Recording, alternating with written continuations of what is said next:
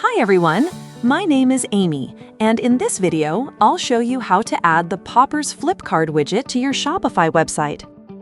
Flip cards are a great way to present information in a compact, interactive format, making your content more engaging and visually appealing. So let's get started. First, go to your Popper dashboard. Once you're there, click on Widgets from the sidebar, and then click Create New Widget. Now search for Flip Card in the widget library and open it. After that, choose a layout according to your preference. Once the layout is selected, the widget editor will open. On the right side, you'll see the preview, and on the left side, you'll see the settings panel.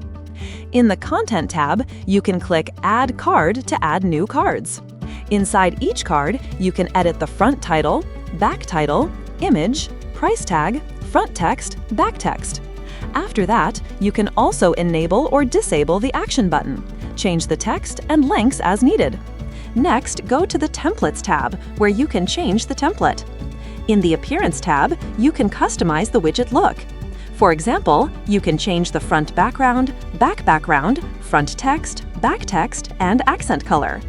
In the Style section, you can adjust the border radius and shadow intensity. In Interaction Animation, you can control the flip trigger, flip direction, and animation speed. Once you're happy with the customization, click Publish Widget.